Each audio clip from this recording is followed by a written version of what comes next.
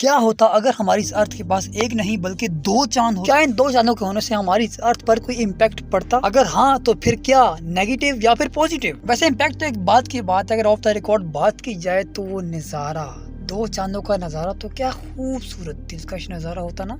लेकिन हम इन नजारों को छोड़कर पॉसिबिलिटीज पर फोकस करते हैं। फॉर एग्जांपल हमारी अर्थ के पास 2 चांद होते हैं और दोनों का साइज सेम टू सेम होता है और दोनों के पास अपोजिट पोजीशन होती है, तब सबसे पहला असर तो हमारी इन लहरों पर पड़ता है जो कि पानी की लहरें हैं। इनकी ऊंचाई कई मीटर तक बढ़ जाती है और हमारे इस अर्थ पर सुनामियां कुछ अनस्टॉपेबल स्पीड से बढ़ जाती है। इससे डायरेक्टली पानी के अंदर रहने वाले जानदारों पर तो फर्क पड़ता ही, लेकिन इसके साथ साथ इनडायरेक्टली हम इंसानों पर भी बहुत ज्यादा फर्क पड़ता है। टोर्नेडोज की तादाद कई गुना बढ़ जाती और हमारी इस अर्थ पर मौजूद तमाम डेड एंड स्लीप वोल्केनोज भी जाग जाते। और हाँ, परिंदे अपनी डायरेक्शन कैसे देख? परिंदे तो इन चांद और सितारों को देखकर अपनी डायरेक्शन सेट करते हैं, तो फिर उनका क्या होता है? भाई परिंदे तो फिर इन 2 चांदों को देखकर कंफ्यूज हो जाते। और हाँ, ये तो मैं भूल गया, हम ईद मनाने के लिए किस चांद को देखते हैं। और हमारी इस अर्थ पर जो एक्लिप्स होते हैं जिसको हम चांद गिरहण कहते हैं, वो भी डबल स्पीड से बढ़ जाते हैं। मतलब हमें एक साल में कई एक्लिप्स देखने को मिलते हैं। लेकिन इन 2 चांदों का असर हमारी दिन और रात पर भी पड़ता है। हमारी ये अर्थ के दिन और हमारी ये रात बढ़ जाती है। 24 घंटे से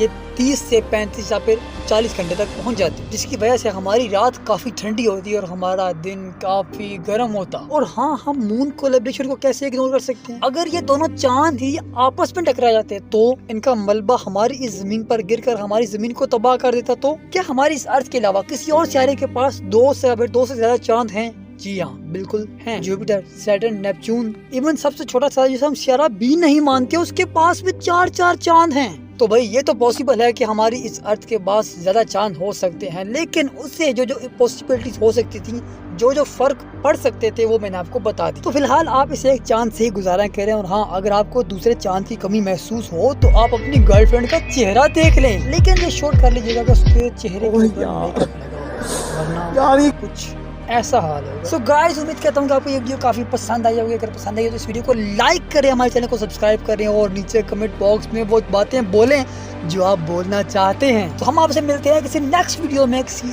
ऐसे टॉपिक के साथ जो आपके लिए काफी इंटरेस्टिंग हो। So till the time, keep learning, keep growing. खुदा हाफिज, टाटा, गुड बाय।